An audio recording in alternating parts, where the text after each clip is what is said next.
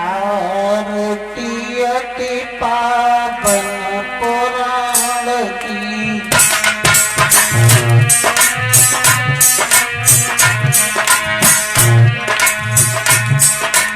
आरती अति पावन पुराण की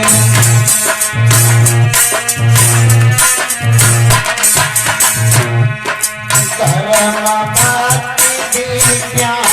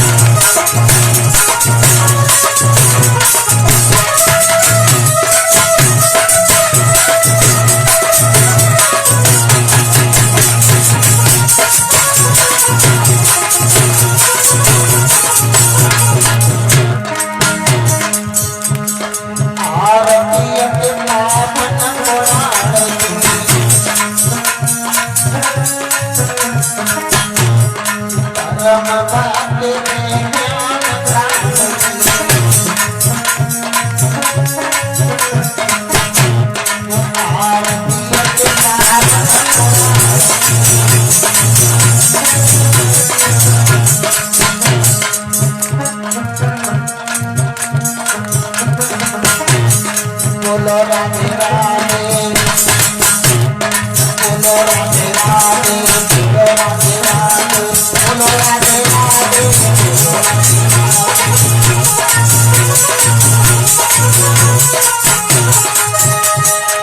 बोलिए श्रीमद् भागवत महापुराण की। अब अपने स्थान पर बैठ जाए और लक्ष्मण भैया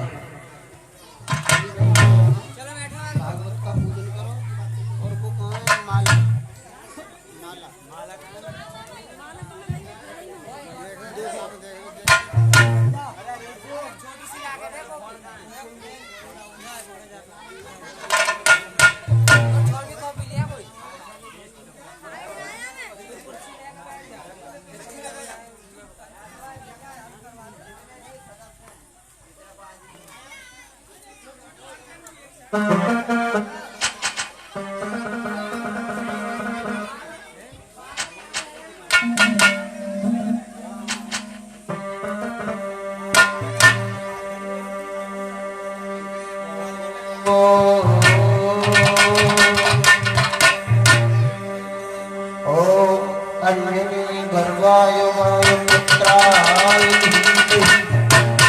तन्नो हनुमत प्रचोदयात्। माला चढ़ाओ, 551 रुपए चढ़ाओ।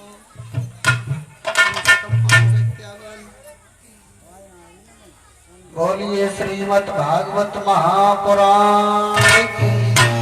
और अपने स्थान पर बैठ जाएंगे। परीक्षित महाराज हमारे कहाँ हैं, उनके लिए आप एक स्थान बनाएं, परीक्षित महाराज को गद्दा डाल दें और सभी लोग अपने अपने स्थान पर बैठ जाएंगे। दो शब्द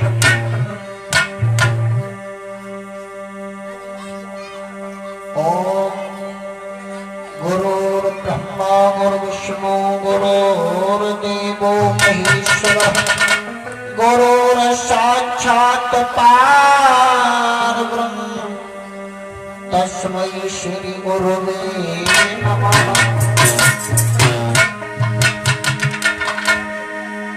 कि संतन में सुख विलसिले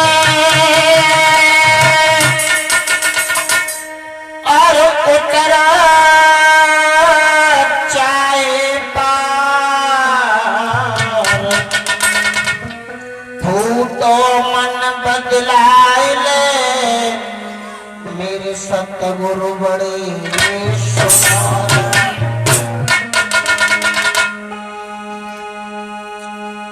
कि तू ही काली तू ही कालिका और तू ही कालन को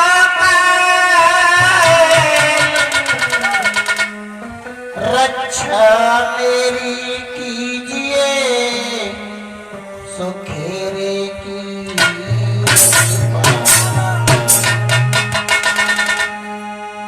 बोलिए वृंदावन में हरिलाल की।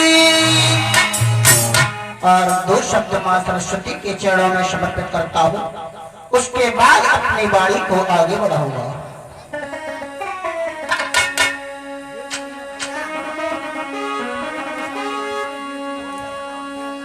कि सरस्वती और तुम्हें मनाऊं लला भूपेंद्र और अब की लगाए दे मैया पार।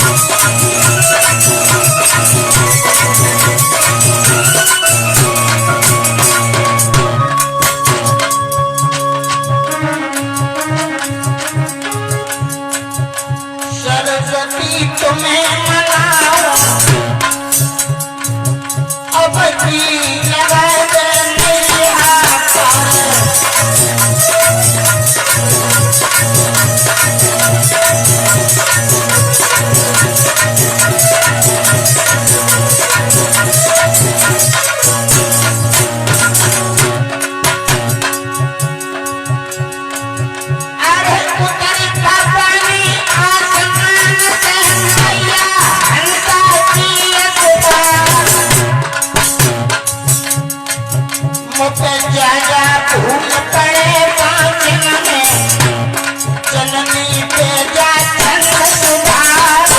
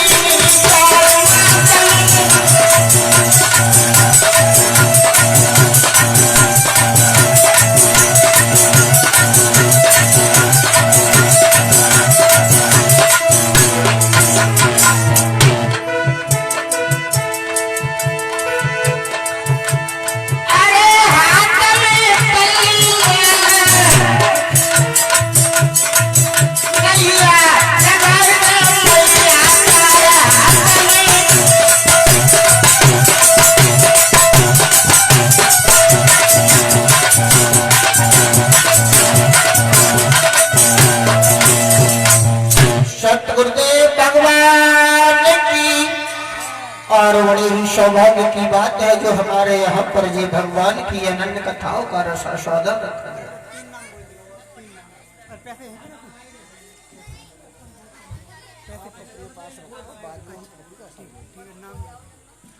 और इधर कुछ भक्तों का दान है।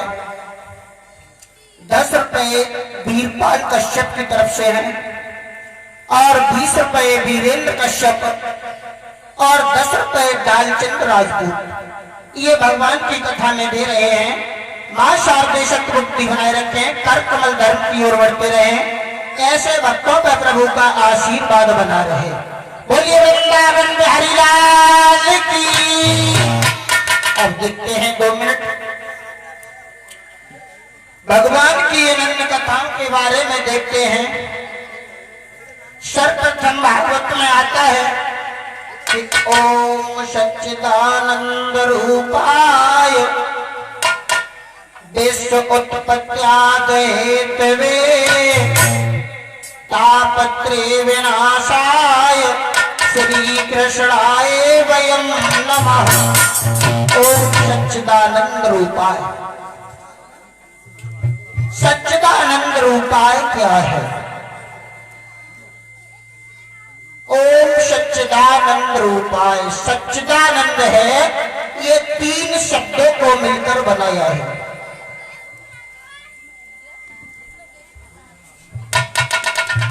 सच्चिदानंद में क्या है भैया? सच्चिदानंद में 3 शब्द मिले हुए हैं। प्रथम है सत्य और दूसरा है चित्त और आनंद। सत्य क्या है? संसार में हम आए हैं, ये तो सत्य है, लेकिन किस लिए आए हैं ये असत्य हो गया। क्यों हो गया? क्योंकि हम जिस कार्य से आए वो कार्य पूरा नहीं करते। भगवान के यहां से हमें क्यों आए थे यहां संसार में? हमें क्या करना है? सत्य पर चलना है, सत्य का मार्गदर्शन स्वयं करना है और संसारी जीवों को कराना है। लेकिन सत्य को छोड़कर हम असत्य के पीछे भागते हैं। हम यहां पर पड़ जाते हैं घर परिवार बनाने में, संपत्ति जुटाने में। सत्य को छोड़ दिया। वेदों का लेख है जहां पर भगवान के नाम का सत्संग होता है, वो स्थान और वो भई सत्य है। जहां पर प्रभु का चिंतन होता है, भगवान की कथा होती है, ये भी सत्य है। लेकिन हम ये तो छोड़ के ढोला, नौटंकी, तमाशा इत्यादि की तरफ हमारा मन भाग रहा है। अब आप आज ही देख लो, भगवान की कथा का शुभारंभ हुआ है, सब गांव में पता है कि भागवत है, लेकिन फिर भी वही लोग हैं, आप गिनती कर सकते हैं। लेकिन आज अगर ढोला होता, नौटंकी होती, तो कितनी भीड़ होती महाराज। यहां लोग नहीं बनते। भगवान का जो अपना मन हम भगवान से हटाकर विषयों में लगाते जा रहे हैं। हमें संसार में साधना करनी है, लेकिन हम साधन पैदा कर रहे हैं, साधना नहीं कर रहे। जबकि हमें तो संसार में साधना करनी है, प्रभु की साधना, लेकिन नहीं कर रहे। भगवान की कथा है, ये सत्य है। दूसरा आता है चित्त। चित्त में क्या होता है महाराज? परीक्षित महाराज कहां है? चित्त में होता है प्रकाश, जिसे किसी से प्रकाश लेने की आवश्यकता न पड़े, वही चित्त है।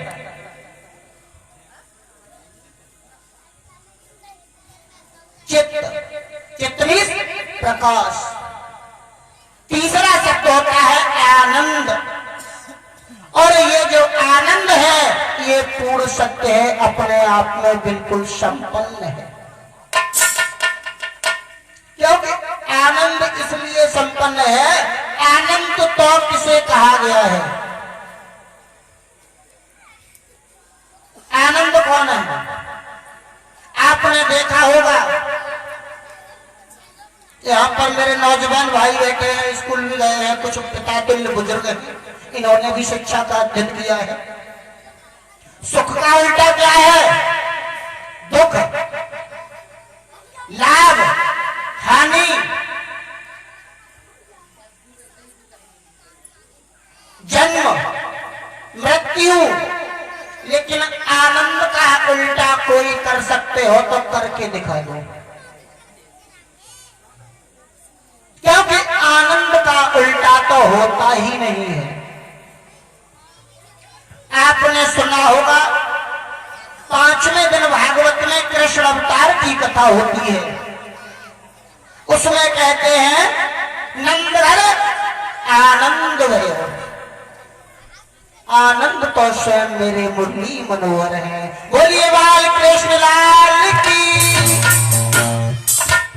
ओम सच्चिदानंद रूपाय विश्व उत्पत्त्याद हेतवे संपूर्ण विश्व की स्तुति और उत्पत्ति करने वाले, तापत्रय विनाशाय, तीनों प्रकार के तापों का क्षय करने वाले। महाराज ताप कितने प्रकार के होते हैं?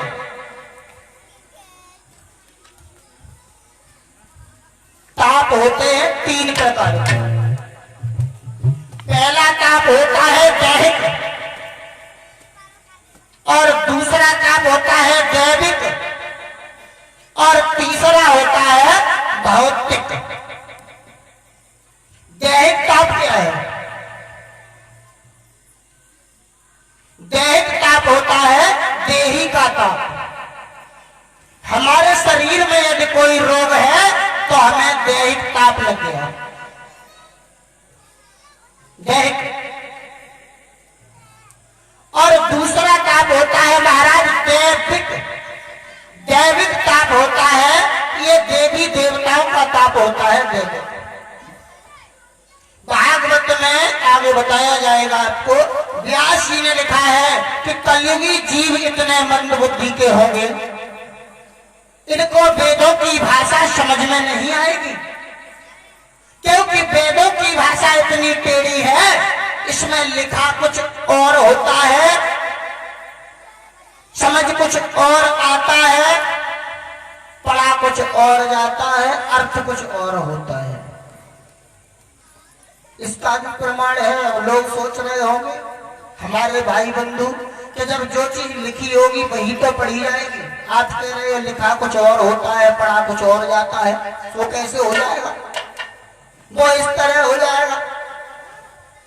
किसी ने कभी वेद को नहीं देखा महाराज, और जब वेद का अध्ययन नहीं किया, एक दिन किसी ने कहा हमें प्रतिदिन स्नान करने के बाद अपने वेदों का अध्ययन करना चाहिए।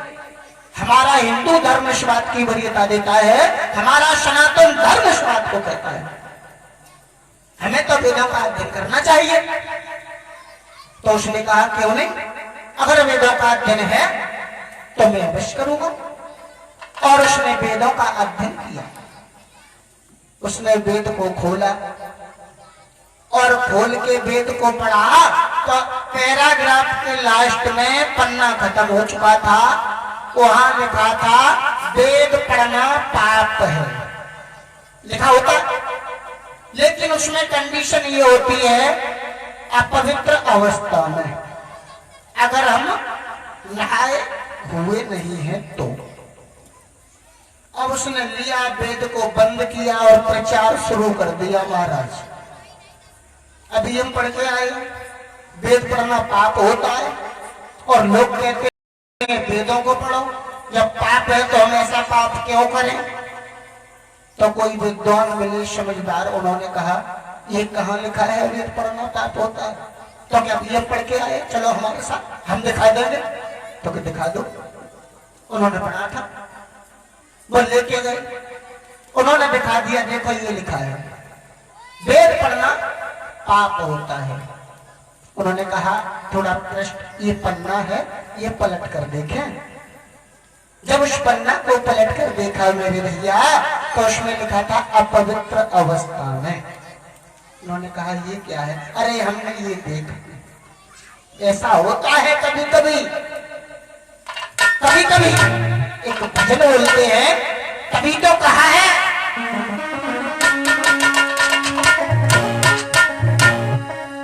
कि राम का नाम केवल जुबान से कहो।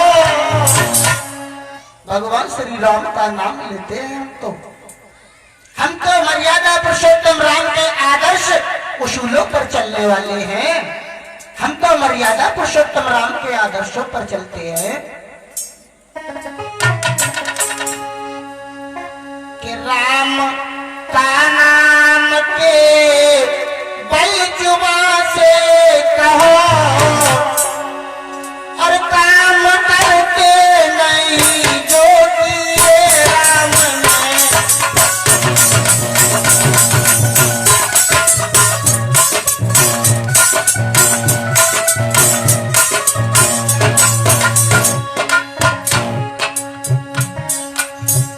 राम का नाम के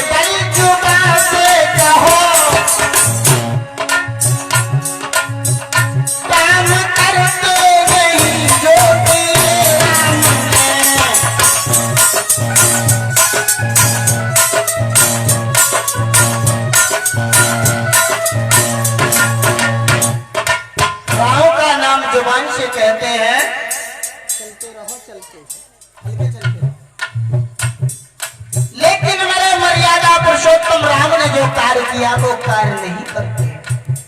क्या किया? राम माता पिताजी के आदर्श थे।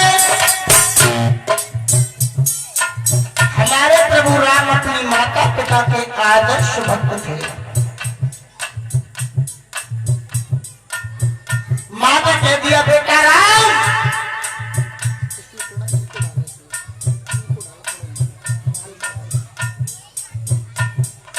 आपको बन जाना है। मेरे प्रभु ने ये नहीं पूछा माँ मेरा कसूर क्या है जो आप मुझे बन भेज रही हो। राम माता पिताजी के आदर्श थे। माँ के आज्ञा पर तुमको आजकल अगर खेत से पापा जल्लत लेते और पापा कहने लगा एक गिलास पानी ले आते। हाँ तुम जब आए तो प्यासे ही चले आए, रास्ता में नल ना मिलो। लेकिन मेरे प्रभु राम ने ऐसा नहीं कहा। अपने माता पिता से बुरा तुम कहो, अपने माता पिता से बुरा तुम कहो, बोलो ये काम तुमसे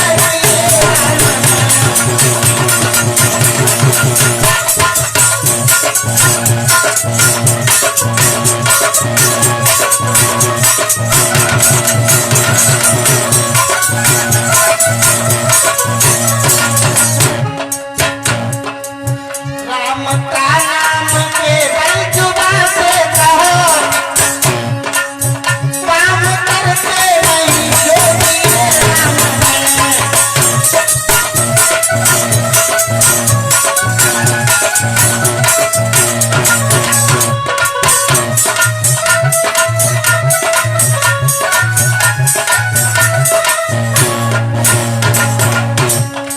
और कभी लिख रहे हैं लाख रुपया लगा करके लीला करो। आप रामलीला और रासलीला का कार्यक्रम आपने देखा हो। लोग रामलीला और रासलीला कराते हैं, उसमें कितना पैसा खर्च होता है? बहुत होता है। लाख रुपया लगा करके लीला करो, पर न आदर्श लीला हुई आज तक। क्या वो लीला आदर्श बन पाई? क्यों? साथी लड़के की लड़के से कटवा रहे। रामलीला में आपने देखा होगा एक लड़के को राम बना लिया और एक लड़के को सीता बना दिया। साथी लड़के की लड़के से कटवा रहे, बोलो ये काम सबसे किए राम ने।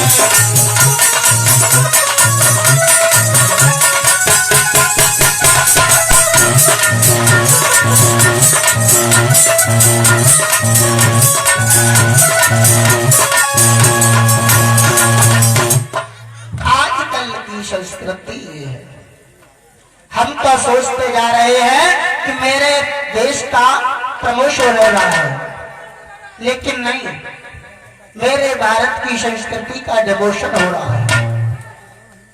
ये बदलती जा रही है।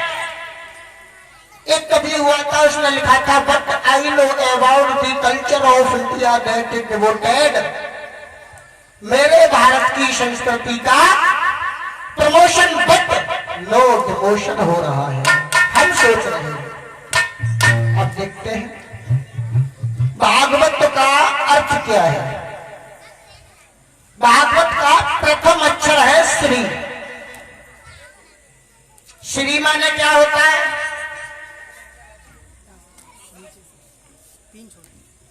और कुछ भक्तों का दान है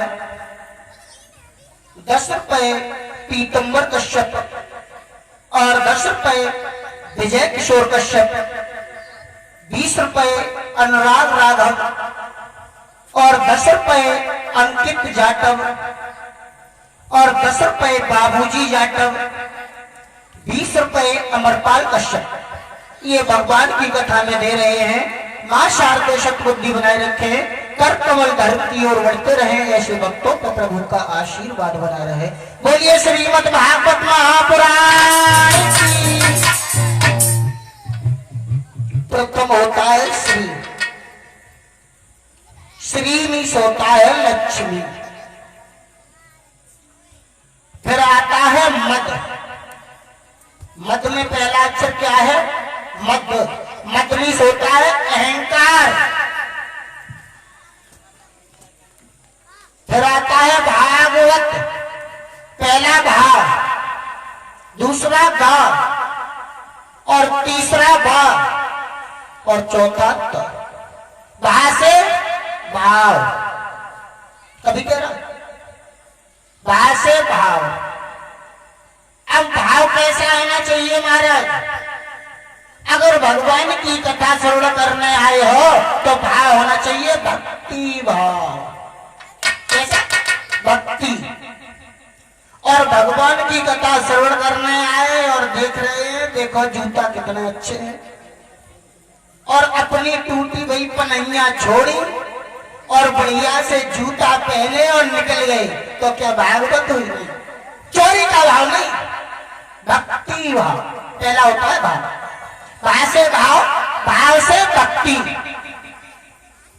और दूसरा होता है ग, गा से होता है ज्ञान। पहला अर्थ। इसी का दूसरा अर्थ है, जब भक्ति माता आएंगी तो भक्ति माता के 2 पुत्र हैं, जिनका नाम है ज्ञान और वैराग्य। जहां मां जाएगी वहां पर पुत्र अवश्य जाएंगे। और तीसरा है बा से होता है वैराग्य। जब बड़ा भाई ज्ञान कहीं पर पहुंच जाएगा तो वैराग्य को जाना पड़ेगा। तब चौथा आता है ता से होता है तप। जब हम भक्ति करेंगे तो ज्ञान आएगा, और जब ज्ञान आएगा तो वैराग्य होगा, और जब वैराग्य होगा तो तप करने चले जाएंगे। बोलिए वृंदावन बिहारी लाल की। आज देवर्षि नारद समझा रहे हैं, एक बार मेरे मन में उत्कंठा हुई कि मैं इस भूतल पर अवश्य घूमने जाऊंगा। और जब देवर्षि नारद इस भूतल पर घूमने आए तो देवर्षि नारद ने क्या देखा? देवर्षि नारद ने देखा, जहां भी देवर्षि नारद घूमते हुए जा रहे थे इस भूतल पर, एक आश्रम पड़ा, जिस आश्रम पर लिखा हुआ था त्यागी बाबा का आश्रम लिखा हुआ था। अरे देवर्षि नारद बोले, संसार में अगर कहीं भी सुख है तो संतों की शरण में जाना चाहिए, ये तो संत हैं, और वो भी त्यागी बाबा हैं, ये तो सर्वस्व त्याग चुके हैं अपना, क्यों नहीं मुझे जाना चाहिए। देवर्षि नारद जब आश्रम में प्रवेश कर गए तो देवर्षि नारद ने देखा त्यागी बाबा के पास करोड़ों की संपत्ति पड़ी हुई थी। देवर्षि नारद समझा रहे हैं, मेरा मन भ्रमित हो गया। अरे ये संसार है, ये कितना उल्टा संसार है। मैं तो ये देख कर आया था ये त्यागी बाबा है, लेकिन इनके पास तो संपत्ति करोड़ों की है, ये काहे का त्याग है? ये कुछ नहीं है। आगे बढ़ के देवर्षि नारद निकले, उन्होंने देखा एक और आश्रम पड़ा हुआ जिस पर लिखा हुआ था ब्रह्मचारी बाबा का आश्रम। जब देवर्षि नारद अंदर घुसकर गए आश्रम में, देवर्षि नारद ने किसी भक्त से पूछा, ब्रह्मचारी बाबा के भक्त से, ये दास दासियां और ये बच्चे हैं, ये किसके हैं? जिज्ञासु ने प्रश्न उत्तर दिया, बोले ये सब ब्रह्मचारी बाबा के बच्चे हैं और ये परिवार भी ब्रह्मचारी बाबा का है। आज देवर्षि नारद बोले, मैं और चक्कर में पड़ गया और भ्रमित हो गया। अरे इस भूतल पर हो क्या रहा है? मुझे बताया था ब्रह्मचारी बाबा का आश्रम है, लेकिन ब्रह्मचारी बाबा के बच्चे भी हैं और पत्नियां भी हैं, दासियां भी हैं। ये कैसे ब्रह्मचारी है? फिर देवर्षि नारद ने सोचा यहाँ पर भी बात हमारी नहीं बनेगी, क्योंकि हम संत हैं। देवर्षि नारद और थोड़ा आगे बढ़कर गए तो देवर्षि नारद ने देखा एक और आश्रम पड़ा जिस पर लिखा हुआ था मौनी बाबा का आश्रम। अब जब देवर्षि नारद अंदर घुस के गए तो देवर्षि नारद ने देखा बहुत शोरगुल हो रहा था, तरह तरह की आवाजें उठ रही थी। अरे देवर्षि नारद ने कहा ये क्या है? तो क्या हमारे आश्रम में यही होता है? देवर्षि नारद बोले बात प्रभु, मैं तो इस संसार में व्यर्थ आ गया, मुझे नहीं आना चाहिए था, क्योंकि ये संसार इसमें लिखा कुछ और होता है लेकिन अंदर कुछ और होता है। एक कवि ने कहा था कि झूठों ने झूठों से कहा है सच बोलो, और सरकारी ऐलान हुआ है सच बोलो। जब अंदर देखा तो झूठों की मंडी थी और गेट पर लिखा था सच बोलो। आज ब्रह्मचारी बाबा बोले मैं और चक्कर में पड़ गया, मेरा चेहरा लटक गया, मुरझा गया, और मैं जब घूमता हुआ निकला शौनक ऋषियों को देवर्षि नारद बता रहे हैं। मैं आगे घूमता हुआ जा रहा था, मैंने देखा एक जवान युवती लेटी हुई है और इसके दोनों साइड से दो पुरुष लेटे हैं, दोनों पर वृद्धा अवस्था है। उस देवी ने मुझे बुलाया है, संकेत किया, और देवी बोली इधर आओ, और मुझसे कहने लगी आप कहां जा रहे हैं, इधर आओ ना। और बोली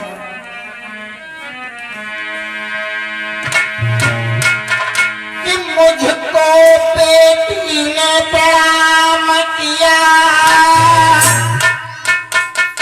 और कहा देव आओ आओ, ओ ज्ञान देव के धन बंतर इनकी नाभि देखे जाओ।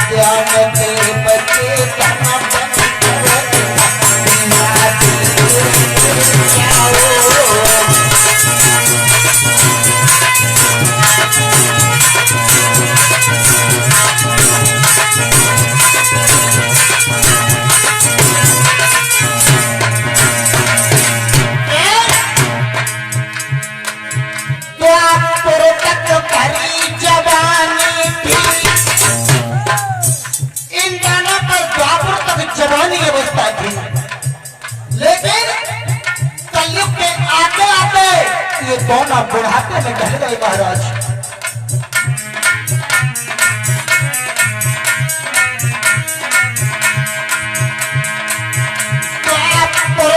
भरी जवानी थी ये आपने दोनों आते ये चल दोनों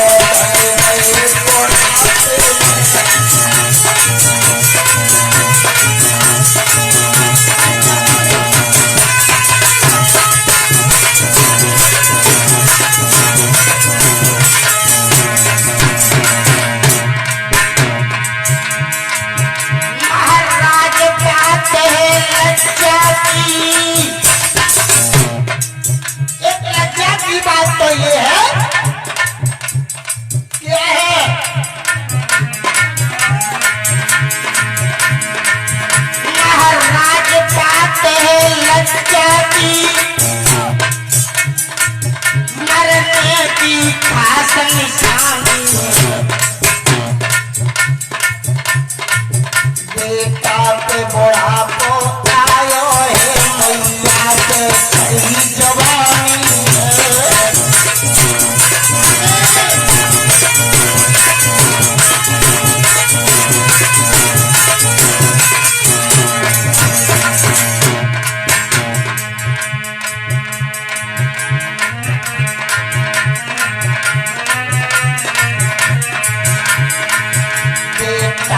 बुढ़ापो आयो है मैया पे सही जवानी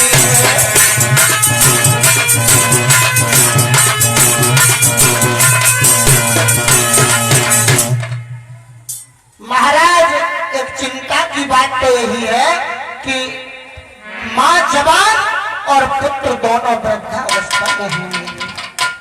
सबसे बड़ी चिंता की बात है मैं क्या करूं। आप तो संत हैं, आप कोई ऐसा प्रयत्न करें जो मेरे बच्चों पर जवानी आ जाए, क्योंकि जो भी देखता है वही हंसता है। माँ जवान है और पुत्र दोनों वृद्धावस्था में है। देवर्षि नारद ने मंत्रों का पाठ किया, उनके कानों में मंत्र को पढ़ा। जब तक देवर्षि नारद मंत्रों का उच्चारण करते हैं तब तक दोनों जवानी अवस्था में होकर बैठ जाते हैं, और जैसे ही देवर्षि नारद मंत्रों का पाठ करना बंद कर देते हैं दोनों शिथिल होकर फिर जमीन पर लेट जाते हैं महाराज। और मैं वचन देता हूं कुछ तो कुछ मुझे करना पड़ेगा, क्योंकि संसार में कलयुग में लोगों ने भगवान के भजन को छोड़ दिया। वो माँ और वो पुत्र कोई और नहीं है, हम ही सब है। और देवर्षि नारद समझा रहे हैं कि श्री अन्न देव की पूजा में और देवों का सम्मान तो अब तो लोग पेट भरने में लगे हैं, भगवान को भूल गए। अगर आप किसी से कह दो चलो भगवान की कथा हो रही है, चलो सब लोग कथा सुनेंगे, हाँ तुम्हें कथा की पड़ी है, बाल बच्चों का नाम कहते हो ढाई में, तुम रोटी दे जाओगे, कटाक्ष होता है भगवान के नाम पर। और देवर्षि नारद समझा रहे हैं कलयुगी जीवों को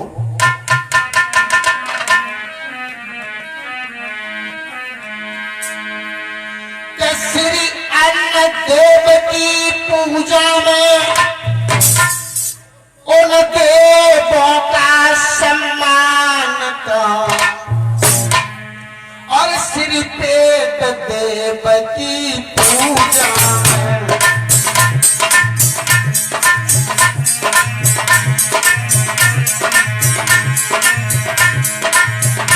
अरे पेट देव की पूजा में उन देवों का सम्मान कहा श्री पेट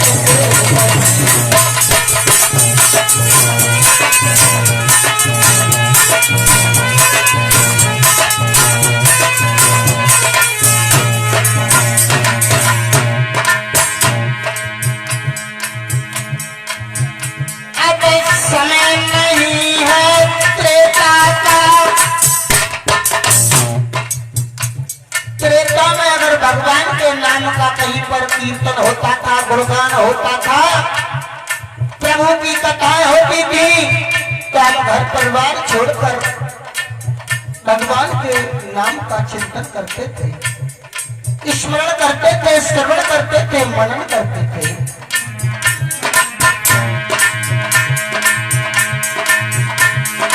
समय नहीं है त्रेता का और द्रोणी का प्रश्न निकाला, बतलाओ कैसी हालत में इस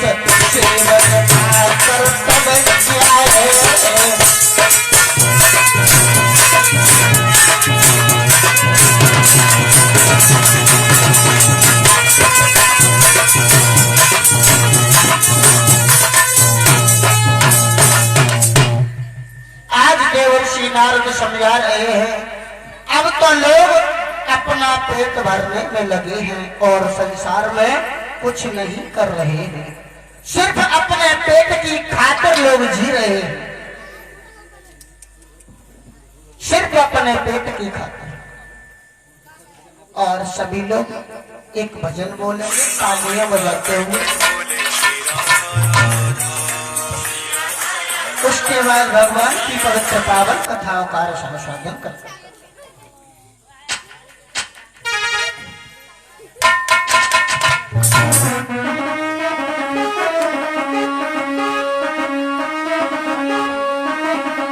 और देखो तालियां बजाना, भाई बंधु हमारी माता बहना है, सभी तालियां बजाओ, क्योंकि भागवत में कीर्तन में तालियां बजानी चाहिए।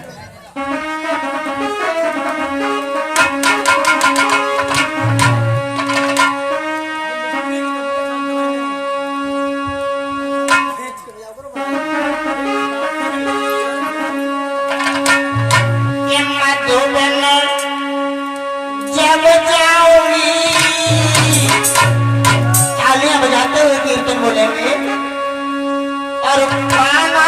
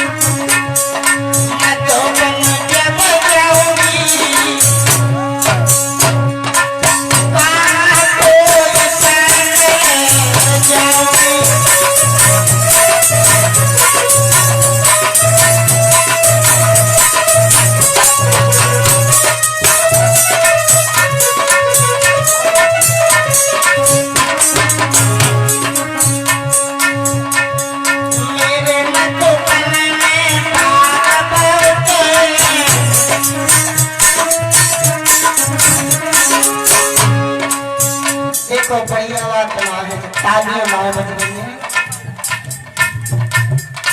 और ना कीर्तन बोलो जा रहा हूं। सब लोग प्रेम से,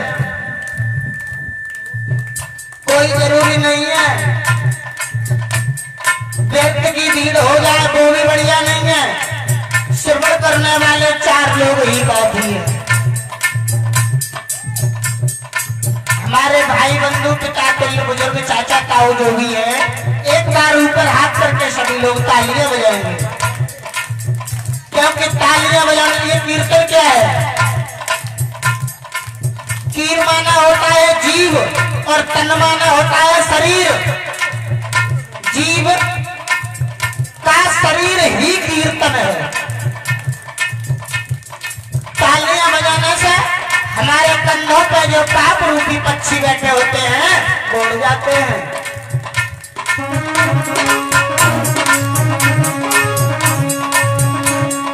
मैं तो करने बजाऊंगी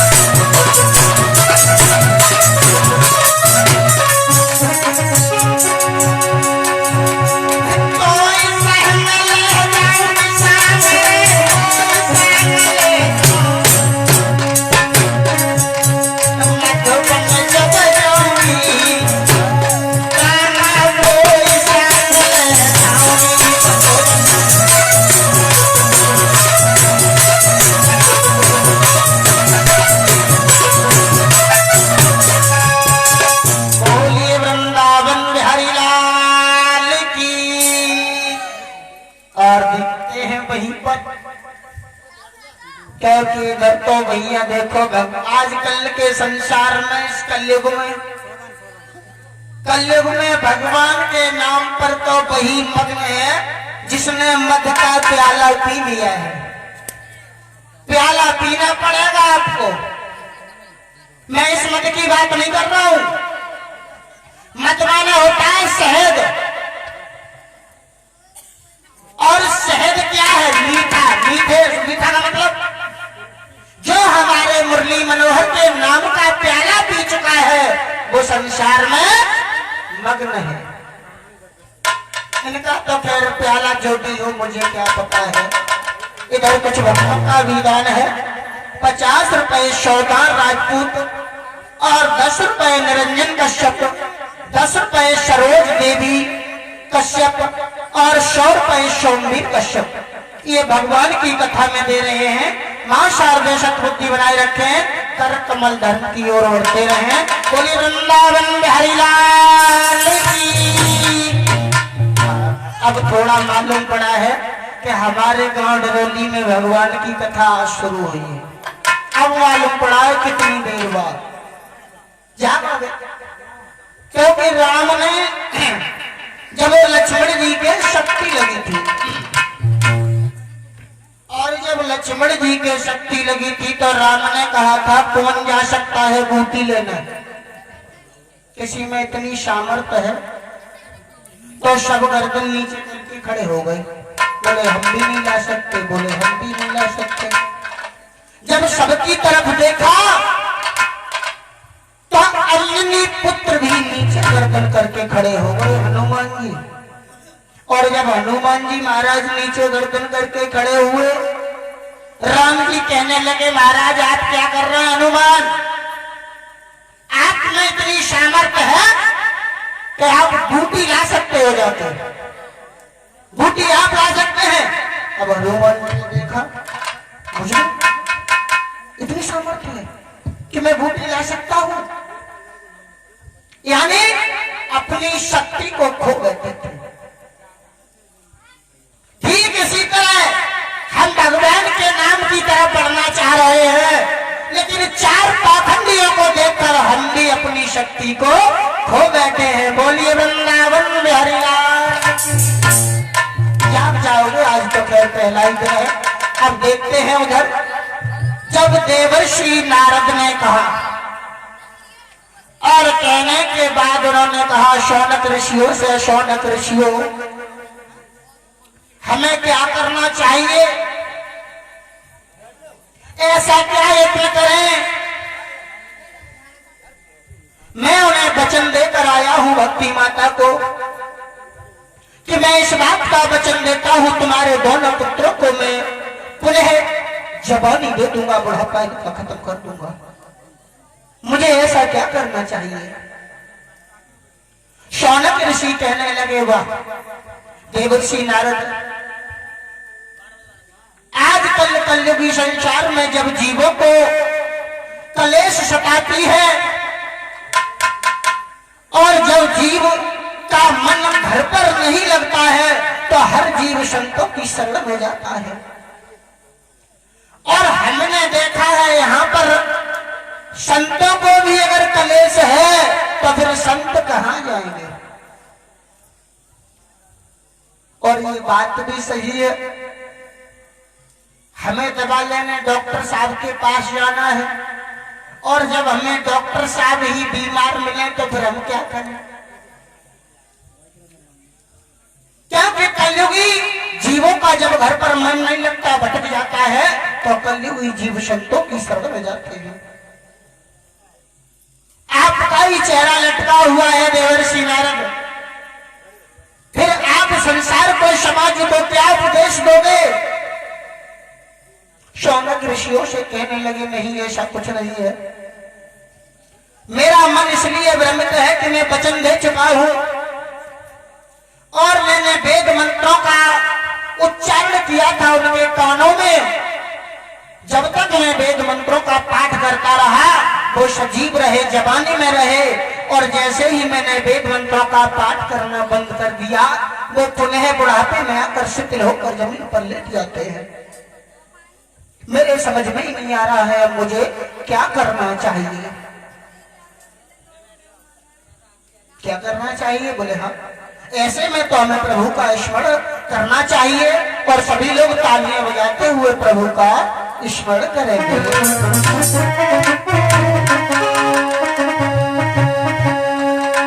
अरे मेरे घर बंसी बजाए गई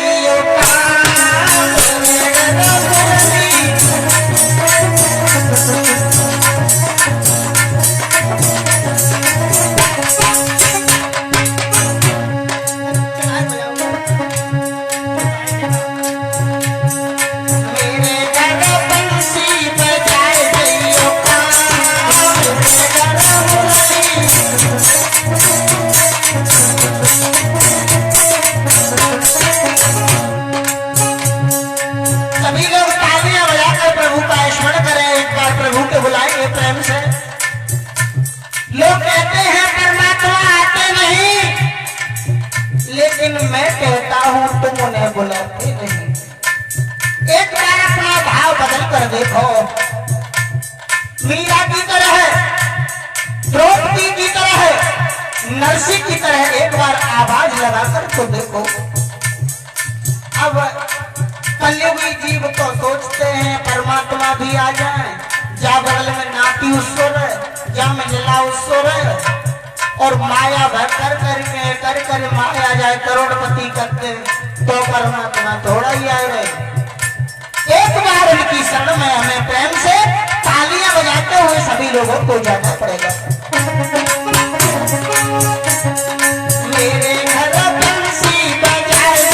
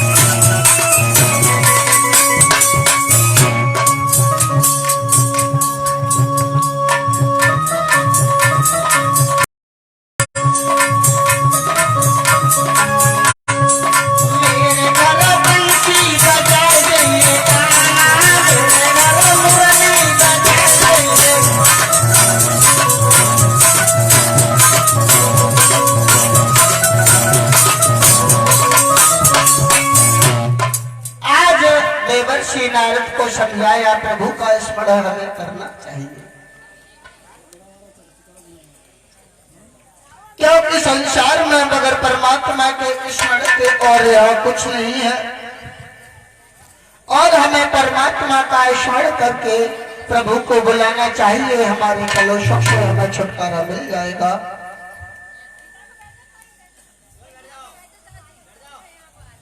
और कुछ भक्तों का दान है। 10 रुपए धर्मपाल कश्यप, 10 रुपए पिंकी देवी कश्यप, और 10 रुपए अनिल कश्यप, 10 रुपए राधा देवी कश्यप, 10 रुपए सुमन देवी कश्यप, 10 रुपए गुड्डू कश्यप, और 20 रुपए सुमित यादव, और 20 रुपए प्रशांत राघव। ये भगवान की कथा में दे रहे हैं। मां शारदे सतबुद्धि दे, कर कमल धर्म की ओर बढ़ते रहे। ऐसे भक्तों में प्रभु का आशीर्वाद बना रहे। बोलिए श्रीमद् भागवत महापुराण की। और समझाने लगे, आप एक काम करें, भक्ति माता से कहो थोड़ा चलकर वो इधर आए और हम थोड़ा सा उधर चल के जाएंगे। रास्ते में हमारी भेंट होगी। और रास्ते में देवर्षि नारद ने भक्ति माता से कहा, आप अपने दोनों पुत्रों को लेकर चलो। उधर से शौनक ऋषि आ रहे हैं।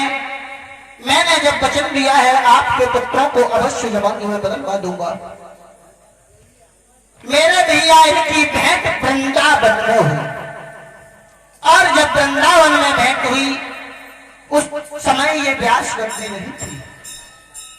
एक माटी का चबूतरा बनाया, उस पर शौनक ऋषि बैठ गए और नीचे भक्ति माता ज्ञान वैराग्य को बिठा लिया, और उन्होंने भगवान की यही पवित्र पावन श्रीमद् भागवत कथा का श्रवण कराया।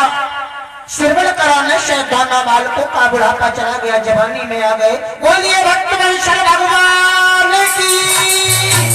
कितनी सामर्थ्य होती है हमारे इस पवित्र पावनमयी भागवत में। और यहाँ से आगे की कथा आप हमारे परम श्रद्धेय गुरुदेव राघव शास्त्री के मुखारविंद से श्रवण करते हैं। एक भजन बोलते हैं।